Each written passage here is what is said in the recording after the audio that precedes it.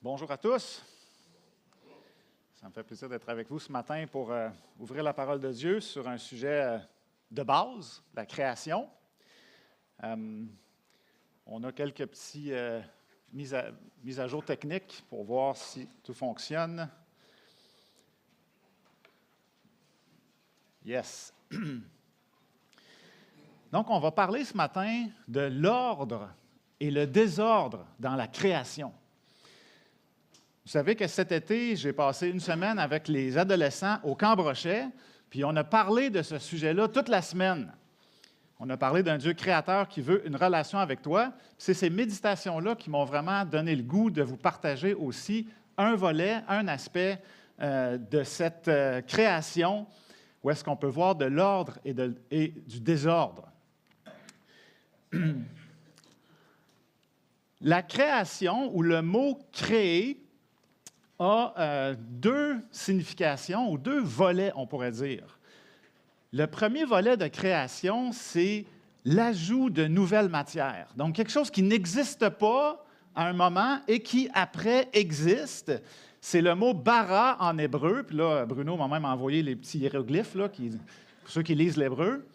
Mais ce terme-là, « bara », de créer, est toujours utilisé pour Dieu dans la parole. Est-ce que nous, on peut créer? En fait, oui, on peut créer, mais dans l'autre sens du terme, qui, en fait, est d'organiser la matière existante. Si on démêle des objets, les bleus d'un bord, les rouges de l'autre, bien, on fait un certain geste de création.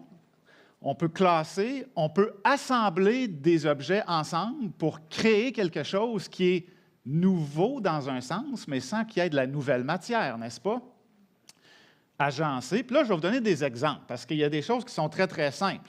On peut créer une salade grecque. On prend des tomates, on prend des concombres, on coupe ça, des olives, un petit peu d'huile, et on a créé une recette, un mets. Est-ce qu'on a inventé quelque chose? Est-ce qu'on a utilisé le terme « bara » de créer de la nouvelle matière? Non, on a réorganisé ce qui existait déjà pour faire une salade. Ça, c'est assez simple. Il y en a qui ont un petit peu plus de talent artistique, puis un individu peut créer, par exemple, une œuvre d'art, un tableau. On fait simplement prendre la peinture qu'on n'a pas créée, mais on agence la peinture d'une certaine façon qu'on crée une œuvre. Et ça peut être vrai aussi avec la musique, hein? C'est des sons, bing, puis qu'on agence, puis ça fait une pièce de musique, n'est-ce pas? Puis on peut créer aussi d'une façon extrêmement complexe quand on pense, par exemple, à une usine de fabrication automobile, où est-ce qu'on va agencer un paquet de matières métalliques, plastiques, on va agencer des circuits électroniques. Évidemment, c'est tellement complexe de créer une voiture qu'il n'y a pas une personne qui va la créer, mais c'est une équipe de cerveaux, de techniciens, de robots qui vont pouvoir agencer la matière. Donc, est-ce qu'on crée une voiture? Pas au sens de Dieu, mais oui, au sens de créer humain. Puis vous savez, restaurer des vieilles choses, c'est possible pour quelqu'un qui a de la sagesse et de l'expérience, mais savez-vous qu'il y a des choses qui sont impossibles à réorganiser? C'est trop complexe. Je vais vous donner un exemple. Vous avez un moustique sur votre bras, puis bang! Vous l'écrasez. Le moustique écrasé, il est complètement désorganisé, mais tous les ingrédients pour créer un moustique fonctionnel, agaçant, capable de vous piquer, c'est tellement complexe qu'il n'y a personne qui peut reconstituer ce moustique-là, parce qu'il est trop désorganisé, n'est-ce pas? Mais tout est là. Ça nous amène à parler au concept d'ordre. Parce qu'il y a de l'ordre dans la nature, puis il y a du désordre, puis ce concept-là, scientifique, s'appelle l'entropie. L'entropie est un concept qui nous parle de l'ordre versus le désordre. Parce que dans une réaction, on peut avoir une transformation qui va normalement amener une certaine perte d'ordre. Il y a toujours un certain désordre qui s'installe dans une réaction, comme on pourrait dire une perte d'énergie. Et ça, c'est un phénomène physique qui n'est pas contraire au phénomène de Lavoisier qui nous a dit « rien ne se perd, rien ne se crée, tout se transforme ». Ça, c'est de la science, mais dans la transformation, il reste qu'il y a un certain désordre qui peut s'installer. Et le concept de désordre dans l'univers, il est facile à observer. Hein, vous l'avez peut-être observé ce matin d'ailleurs, quand on regarde notre chambre à coucher. On se rend compte que sans intervention humaine, il y a normalement du désordre qui s'installe. Puis pour ramener de l'ordre, ça prend un être vivant qui a une volonté et qui organise les choses. Sans effort, le désordre augmente. On est d'accord avec ça? Vous savez, le vieillissement est aussi une forme de désordre qu'on peut observer dans la nature. On est tous en train, tranquillement, de perdre un peu des facultés, des capacités, des fonctionnalités de notre corps. Ça fonctionne de moins en moins bien. Et ce phénomène d'ordre et de désordre peut s'observer au niveau universel, au niveau planétaire aussi. Donc, on voit que dans notre monde, il y a une intervention d'un Dieu qui permet d'ordonner les choses. Il y a un Dieu tout-puissant qui peut créer, qui peut ordonner d'une façon que personne d'autre peut le faire. Et plus un objet est complexe, plus le créateur est puissant, sage, intelligent ou capable.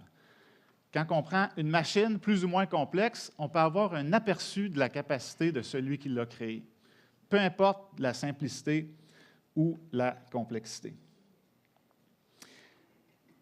Et ce matin, on va voir dans la parole de Dieu ces concepts-là d'ordre et de désordre. Qu'est-ce que Dieu fait et qu'est-ce que le péché fait? Dieu amène l'ordre dans l'univers et le péché amène le désordre dans l'univers. C'est de ça qu'on va parler ce matin et on voit ça dans les premiers chapitres de la Genèse, en fait Genèse 1, 2, 3. Et vous allez voir que ces vérités-là sont encore extrêmement pertinentes pour nous aujourd'hui. Je ne sais pas à la technique si on peut mettre le compte à rebours, s'il vous plaît. Donc, simplement, ce matin, on va voir trois choses. L'ordre dans la nature, l'ordre chez les êtres humains et le péché qui amène le désordre dans Genèse 3. On commence au premier point, l'ordre dans la nature. Fait que vous pouvez tourner dans vos Bibles, dans la Genèse, dans les premiers chapitres. Je mets quand même le texte à l'écran pour que certains puissent suivre plus facilement. Mais on va regarder le récit de la création. Genèse 1, tout le monde a déjà lu ça, en tout cas la plupart, mais j'aimerais ça qu'on relise ces chapitres-là avec la perspective d'un Dieu qui crée de l'ordre dans l'univers. Au commencement, Dieu créa les cieux et la terre. Le mot « bara ». Il a ajouté de la nouvelle matière. La terre était informe et vide, il y avait des ténèbres sur la surface de l'abîme et l'Esprit de Dieu se mouvait au-dessus des eaux. Dieu dit que la lumière soit, et la lumière fut. Dieu vit que la lumière était bonne, et Dieu, il a fait quoi ensuite? Il a séparé la lumière d'avec les ténèbres.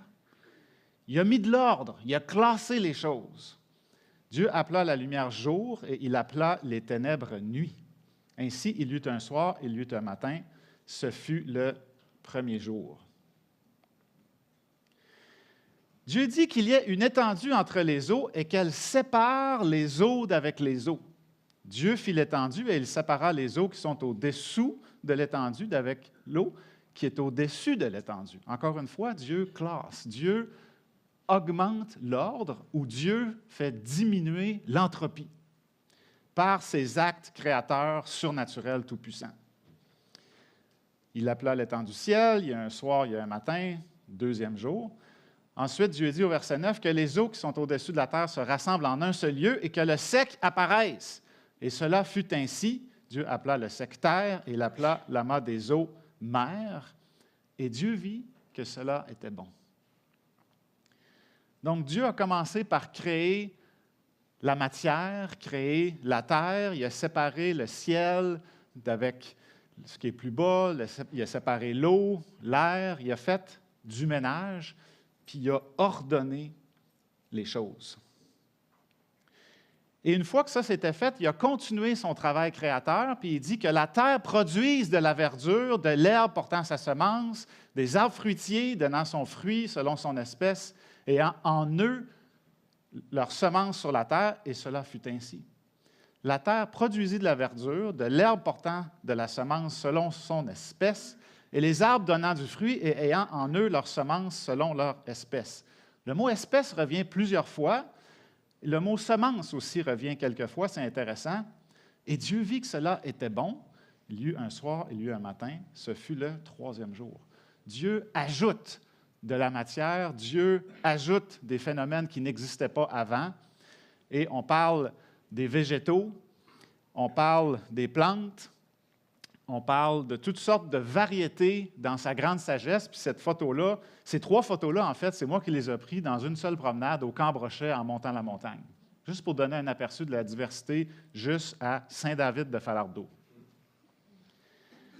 Et l'autre concept très intéressant, c'est que Dieu a créé non seulement des végétaux matures, mais il a créé en eux tout le bagage pour être capable de produire de la semence et le cycle de la vie, faner, la graine meurt, une nouvelle plante pousse, puis tout ce cycle-là de semences, de croissance, est dans la création initiale que Dieu a installée dès le commencement. Et Dieu va continuer, puis on peut lire un peu rapidement parce que c'est des textes qu'on connaît, puis c'est le même principe, mais il va faire la même chose avec les astres, les étoiles, le soleil, la lune. Il va ordonner les choses pour qu'on ait une création qui soit complète, qui soit majestueuse, qui soit à notre œil infinie, pour représenter un Dieu infini. Et il continue avec la création des animaux vivants, des poissons, premièrement, des oiseaux du ciel, et finalement, au jour 6, les animaux terrestres. Et on va voir dans le texte, que je ne lis pas tout en détail, mais plusieurs fois, le mot « espèce » est mentionné. Dieu a créé chacun selon son espèce.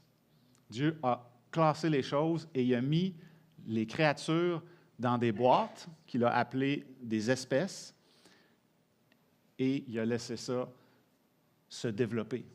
Dieu supervise, Dieu intervient, Dieu soutient, mais à la fois, Dieu laisse aller sa création parce que Dieu a créé les programmes qui permettent à la création de se soutenir par des mécanismes que lui-même a installés et qu'il soutient en même temps, n'est-ce pas? Et tout comme les plantes, les animaux vont avoir en eux tout le bagage nécessaire pour la reproduction, la croissance, le développement de l'espèce comme telle. Ça, c'est ce qu'on voit dans la Genèse. Un Dieu créateur qui amène de l'ordre, de la structure et qui nous met une planète remplie de ressources, de qualité, mais qui sont riches aussi dans la diversité, mais dans son potentiel. Tout le potentiel, Dieu l'a créé, et par la suite, sans intervention surnaturelle, il n'y a pas de nouvelle matière qui peut être créée. Qu'est-ce que ça fait pour nous, ça, de savoir qu'on a un Dieu comme ça? Bien, on peut être rassuré que Dieu veille encore aujourd'hui sur les saisons, sur la nature, sur les semences, sur la moisson. On peut savoir que Dieu va pourvoir à nos besoins parce qu'il est en contrôle de tout ce qu'il a fait. On voit ça dans Genèse 8 au verset 22. Et dans les évangiles, le Seigneur Jésus nous dit que Dieu revêt les lys des champs et il prend soin des passereaux. Et nous, Dieu s'occupe de nous aussi parce qu'on vaut bien plus qu'une plante puis bien plus qu'un moineau. Ça, c'est ce que nous pouvons prendre pour nous, sachant que Dieu est capable de produire tout ça. On a une grande valeur à ses yeux. Puis vous savez, nous qui sommes croyants, on a besoin de la foi pour croire toutes ces choses-là. Le récit de la Genèse nécessite de la foi. Que Dieu existe, que Dieu a créé les choses. Mais si on enlève Dieu de l'équation, on doit aussi avoir de la foi et de croire que l'ordre le potentiel de l'univers est arrivé sans intervention d'un être créateur. Ça aussi, ça prend de la foi. Fait que quand on veut débattre la question de création, évolution, on peut s'astiner très longtemps sur des notions scientifiques, mais à la base, si on recule, on doit croire à un Dieu qui est intervenu ou on croit au temps qui a bien fait les choses. Puis comme je dis souvent, ceux qui ne croient pas en Dieu, ils ont le Dieu Chronos, parce qu'avec des millions et des millions et des millions d'années, on est capable de deviner qu'il y aurait peut-être possible que si on met plus de temps, ça pourrait avoir plus de chances d'arriver. Mais n'empêche qu'il y a un pas de foi à faire, peu importe notre position sur l'origine, bara de l'univers, l'apparition de la première matière. Il y a un geste de foi qui doit être fait.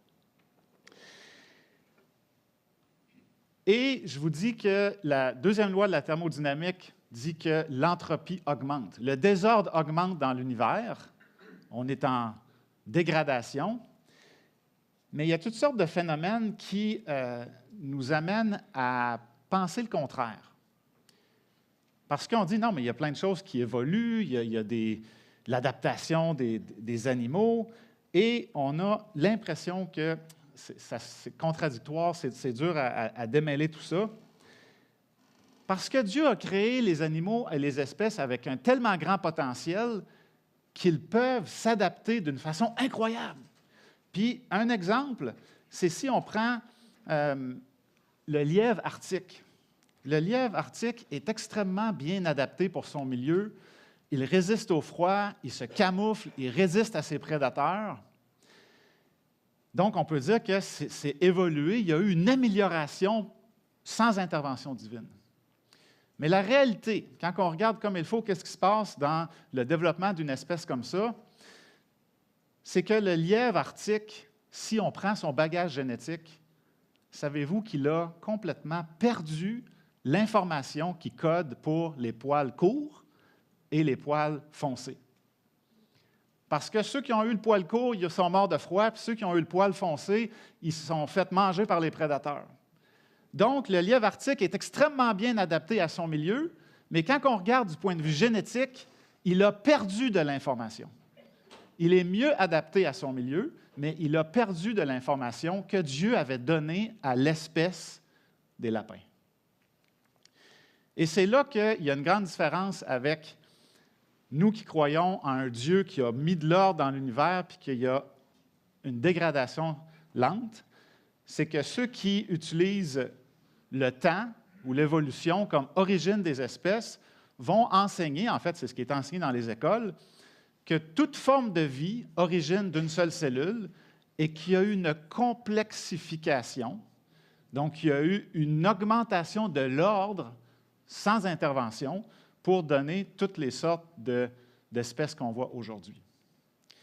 C'est ce qui permet de dire qu'il y a eu une forme animale qui ressemble à un singe qui a pu évoluer tranquillement et devenir plus complexe que son prédécesseur. Alors que le lièvre arctique, lui, il n'a pas gagné de l'information génétique, il en a perdu pour être mieux adapté. Alors que ce que la Genèse nous enseigne, c'est que Dieu a créé des espèces et que chaque espèce est remplie d'un bagage génétique extrêmement riche qui permet de se développer au sein même d'une espèce. Donc, il n'y a pas nécessairement de développement de nouvelles espèces, mais il y a tellement de complexité dans chaque espèce que Dieu a créée qu'on voit une grande variété aujourd'hui.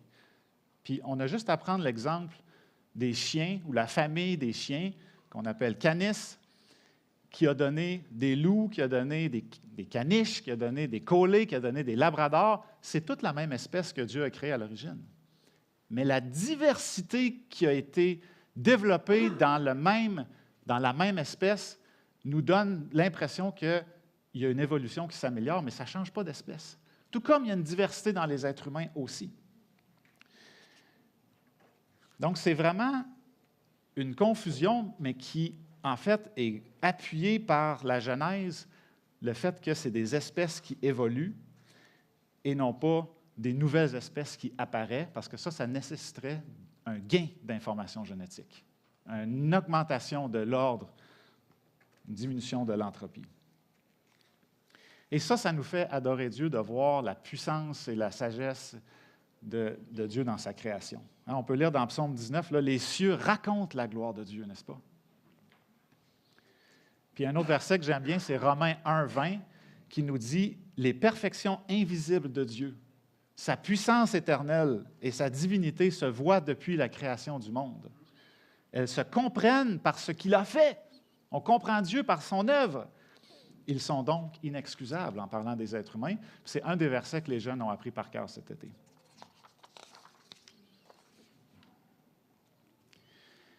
Maintenant, l'ordre chez les êtres humains. Parce que Dieu va créer l'homme à son image, à sa ressemblance, pour qu'il domine sur les poissons, les oiseaux du ciel, le bétail, sur toute la terre. Il a créé l'homme à l'image de Dieu, puis il a créé l'homme et la femme. Dieu a créé de l'ordre également. Il a décidé de créer l'humanité en mâle et en femelle. Ça fait partie de l'ordre que Dieu a établi sur sa création. Et là, on va voir qu'est-ce que Dieu va leur dire, qu'est-ce que Dieu va leur demander, puis il va leur demander aussi de mettre de l'ordre. Soyez féconds, multipliez, remplissez la terre et assujettissez-la. Assujettissez-la, c'est un peu péjoratif, en prendre soin ou l'administrer adéquatement. Il va parler de faire ça sur les animaux, sur la création, sur l'herbe.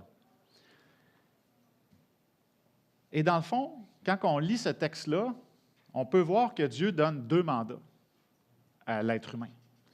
Il va lui donner un premier mandat qui est en lien avec l'agriculture, ou prendre soin de la création, l'administrer, la faire fructifier. Et le deuxième mandat, c'est de peupler la terre. C'est de faire des enfants, de les élever et de développer comme ça ce que Dieu a placé en nous. Il y a tout un côté relationnel là-dedans. Parce que Dieu nous a créés pour être en relation avec la nature, Dieu nous a créés pour être en relation ensemble, et Dieu nous a créés pour être en relation avec lui. Et quand on continue la lecture dans Genèse, on va arriver au chapitre 2, puis là, il y a des éléments nouveaux qui vont être ajoutés, parce que Genèse 2, c'est comme une précision de Genèse 1, on ne le lira pas tout, mais on voit que Dieu a planté un jardin. Dieu a jardiné, il a mis encore plus d'ordre, il a créé dans le sens d'aménager les éléments déjà créés en un jardin. Et il va planter différents arbres, et c'est là qu'on apprend l'existence de l'arbre de la connaissance du bien et du mal et l'arbre de vie. Donc, il y a 2 arbres qui sont là, très différents l'un de l'autre. Et Dieu va prendre l'homme et la femme, en fait, il va prendre l'homme, le placer dans le jardin, il va créer la femme après que l'homme soit placé dans le jardin, et il va lui dire, tu peux manger de tout, sauf l'arbre de la connaissance du bien et du mal. Donc, toute la variété de la création, Dieu va donner une seule consigne. Tout, sauf l'arbre de la connaissance du bien et du mal. Donc, avant même la chute, Dieu instaure le concept, oui, d'ordre, mais le concept aussi de moralité ou le concept de bien et de mal. C'est quelque chose que Dieu va instaurer. Puis après, c'est là qu'on voit que Dieu va créer aussi la femme, suite à cet exercice qu'on voit dans Genèse 2, où est-ce qu'Adam va être amené à nommer les animaux pour se rendre compte qu'il lui manque quelle relation? Il a les animaux, la nature, il a Dieu, il lui manque une relation égalitaire. Donc, c'est dans ce concept-là que Dieu va créer la femme et il va baliser le type de relation qu'ils vont avoir ensemble.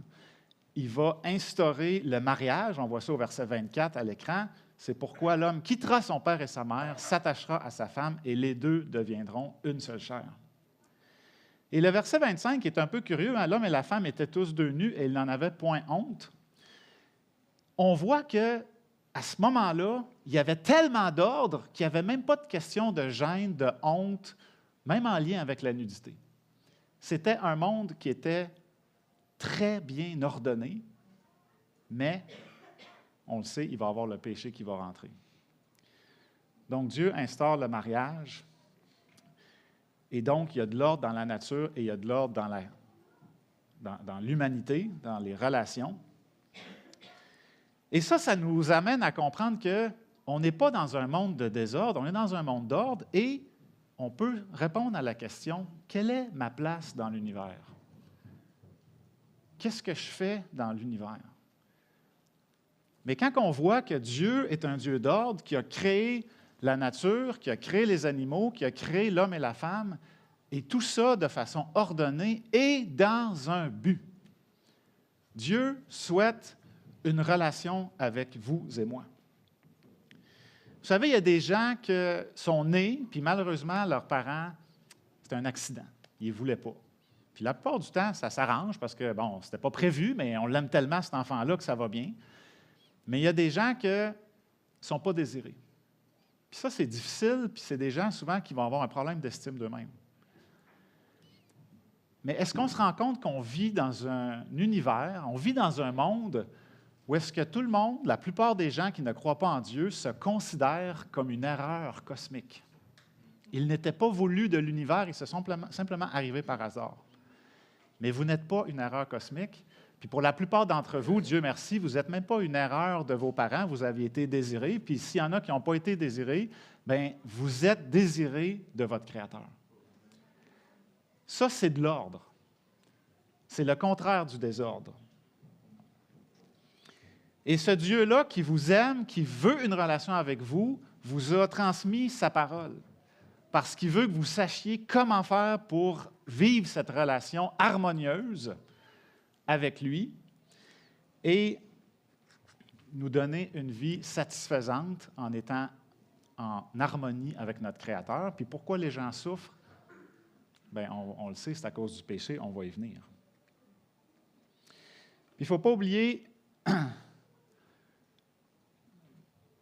l'aspect relationnel. Il ne faut pas oublier les mandats que Dieu nous a donnés, parce que oui, encore aujourd'hui, si on veut vivre dans l'ordre, être dans le plan de Dieu, bien, c'est normal de s'occuper de la nature, c'est normal de s'occuper de l'agriculture, c'est normal de s'occuper de nos enfants. Puis quand on y pense, oui, c'est vrai que dans notre monde moderne, on n'est pas tous à labourer le sol avec des instruments, mais la majorité, sinon tous les emplois, constituent à générer des ressources de l'univers, des ressources de la planète, en fait, de la Terre, pour en prendre soin, pour aider les gens ou apporter des soins ou contrecarrer les effets du péché qu'on va voir tantôt. Mais notre travail, quand on y pense, la plupart du temps, construit ces choses-là, à moins que vous soyez comme dealer de drogue ou des choses qui sont clairement contraires à la volonté de Dieu ou au plan de Dieu. Mais notre mission n'est plus seulement de cultiver la terre et d'élever des enfants, parce que le monde a changé avec l'arrivée de la chute. Donc, notre mandat va être modifié un peu, ou va avoir des nouveaux mandats, et c'est ce qu'on voit maintenant dans le dernier point, qui est le péché amène le désordre. Donc, c'est Genèse au chapitre 3 qui nous parle du péché qui est entré dans le monde. Encore une fois, je mets les textes au mur, mais c'est vraiment des textes qu'on connaît bien. Mais là, il y a un nouveau personnage qui s'invite dans le décor, le serpent. Le serpent était le plus rusé de tous les animaux des champs que l'Éternel Dieu avait fait, et il dit à la femme, « Dieu a-t-il réellement dit? » Premier mensonge de l'univers. La femme répond au serpent, « Nous mangerons du fruit des arbres du jardin, mais quant au fruit de l'arbre qui est au milieu du jardin, Dieu a dit, « Vous n'en mangerez point et vous ne toucherez point de peur que vous ne mouriez. » Alors le serpent dit à la femme, « Vous ne mourrez point, mais Dieu sait que le jour où vous en mangerez, vos yeux s'ouvriront et vous serez comme Dieu, connaissant le bien et le mal. » Vous savez, Satan est rusé. Satan est le père du mensonge. Il aime dire des demi-vérités qui nous semblent peut-être vraies ou tordre la vérité pour nous tendre des pièges. Ça, c'est ce que Satan fait autour de nous. Et on connaît la suite. la femme vit que l'arbre était bon à manger et agréable à la vue et qu'il était précieux pour ouvrir l'intelligence. Elle prit de son fruit, en mangea, elle en donna aussi à son mari qui était auprès d'elle. Adam n'était pas parti faire des courses. Adam était auprès d'elle et il en mangea. Les yeux de l'un et de l'autre s'ouvrirent, ils connurent qu'ils étaient nus et ayant cousu des feuilles de figuier, ils s'en firent des ceintures. Alors ils entendirent la voix de l'Éternel qui parcourait le jardin vers le soir, et l'homme et sa femme, quoi? Se cachèrent loin de la face de l'Éternel au milieu des arbres du jardin. Et voilà, en un seul événement, le péché est entré dans le monde. Et on a tous cette racine de péché-là. On est tous des pécheurs. Et qu'est-ce que le péché amène? Le péché amène, premièrement, la honte. Lorsque le péché est dans notre vie, on se cache. On se dissimule, on veut disparaître. Parce que l'ordre est brisé. Le monde parfait qui était là n'est plus.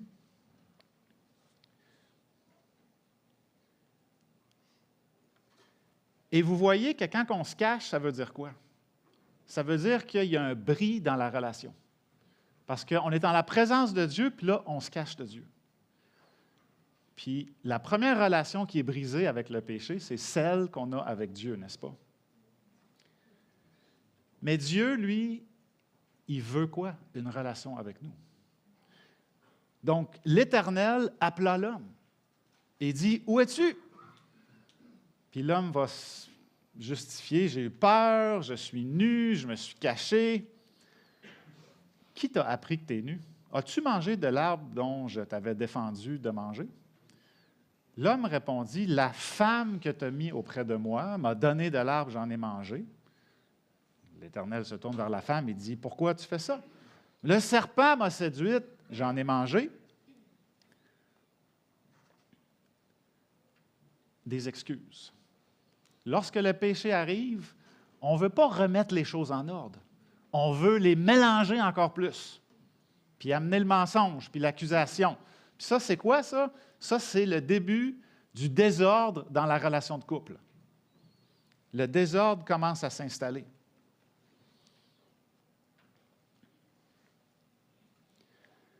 Puis l'homme, il était juste à côté de la femme, puis il aurait dû prendre la responsabilité parce que quand le serpent discutait avec la femme, là, il semble que l'homme était juste à côté. Puis comme on dit souvent, « J'ai rien fait! » C'est ça le problème. L'homme aurait dû intervenir. Il n'était pas meilleur que la femme, puis les deux, c'est des pécheurs. Donc, ça l'a mené au péché. Et là, Dieu va amener le jugement. Le péché amène Dieu à juger sa créature et à permettre, Dieu n'est pas l'auteur du désordre, mais le péché amène Dieu à laisser le désordre s'installer, les conséquences du péché. Il va dire au serpent qu'il est maudit, qu'il va marcher sur son ventre, qu'il va manger de la poussière et qu'il va vivre une hostilité avec la descendance de la femme. On pense à Christ. Mais ça, c'est la première condamnation qui est dirigée vers le serpent, vers Satan, en fait. Et ensuite, il va dire à la femme, « J'augmenterai les souffrances de tes grossesses, tu enfanteras avec douleur et tes désirs se porteront vers ton mari, mais il dominera sur toi. » Donc, la femme, un de ses mandats importants, c'est de porter les enfants, d'élever les enfants. Dieu va toucher là, le cœur du mandat principal de la femme, qui est la grossesse, l'accouchement, puis pour ne pas dire l'éducation des enfants au complet, qui est un défi. Mais aussi, Dieu met dans la condamnation, le péché brise les relations, donc conflit avec son mari.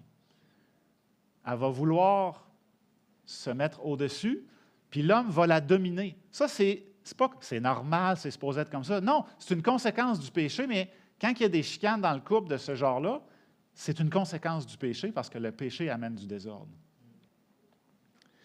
Et ensuite, il va dire à l'homme, parce que tu as péché toi aussi, le sol sera maudit à cause de toi. Donc, l'agriculture, le mandat numéro 2, ou numéro 1, en fait, qui est de prendre soin de la nature, bien ça, là, cette relation-là entre l'homme et la terre va être maudite. Il te produira des épines et des ronces, et tu mangeras de l'herbe des champs. c'est à la sueur de ton visage que tu mangeras du pain, jusqu'à ce que tu retournes dans la poussière où tu as été pris, car tu es poussière et tu retourneras dans la poussière. Le désordre va revenir à cause du péché. Donc, travail pénible, conflit avec le sol, puis retour à la poussière. Puis même le sol aussi est maudit, la sécheresse, la difficulté de cultiver, les épines sont des conséquences du péché. C'est du désordre, ça, quand on ramasse des roses, puis qu'on se graffigne, puis que là, on a un trou dans le doigt. Le péché amène du désordre. Quand on pense à tout ça, qu'est-ce que ça change pour nous? Il ne faut pas être surpris que notre monde va mal. Il ne faut pas être surpris qu'il y a du désordre dans les relations. Puis, il ne faut pas être surpris non plus que la mort fasse partie de notre vie. Notre propre mort, mais celle de nos proches, est un rappel que le péché amène du désordre. Ce n'est pas beau, la mort. C'est une conséquence du péché. C'est le désordre que l'être humain a amené dans l'univers. Puis on pourrait en parler bien longtemps, mais les guerres sont d'autres signes à quel point, aujourd'hui encore, le péché amène du désordre. La pollution brise l'ordre que Dieu avait créé, et lorsqu'on ne prend pas soin globalement de notre planète, qu'on l'abuse, il y a toutes sortes de catastrophes naturelles qui arrivent. Oui, peut-être qu'il y en a que c'est Dieu qui permet ça, oui, mais il y a beaucoup de catastrophes naturelles, quand on regarde, qui sont souvent reliées à un abus des ressources de la Terre. Quand on gère mal l'environnement, il y a toutes sortes de catastrophes qui peuvent arriver, que ce soit les changements climatiques, l'abus, les coupes à blanc, dévier des rivières, toutes sortes de choses qu'on peut faire.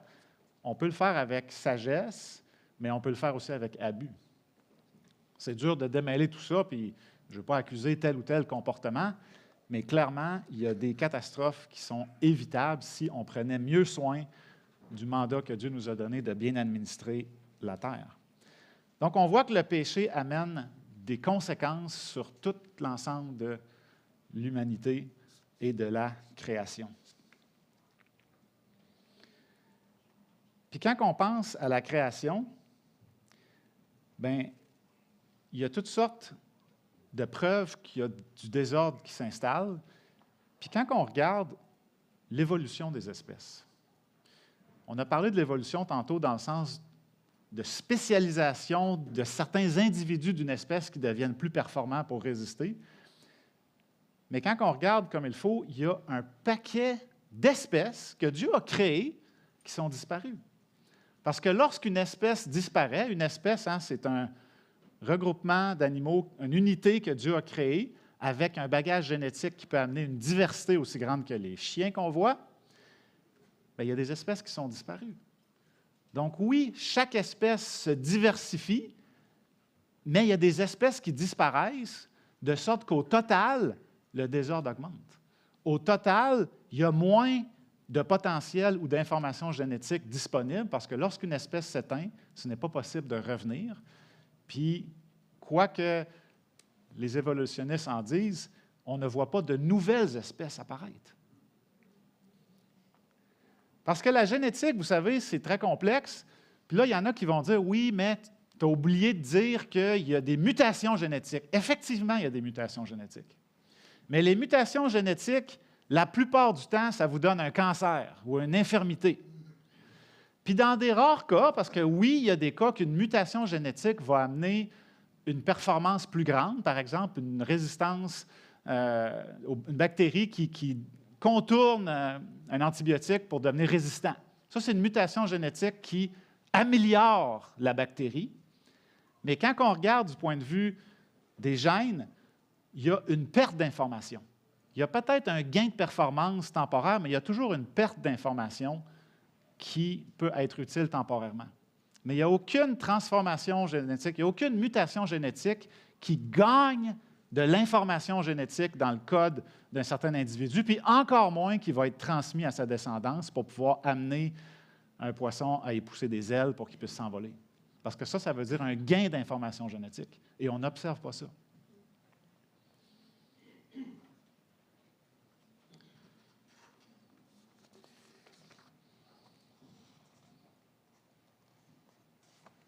qu'on observe, c'est que le désordre augmente depuis la chute.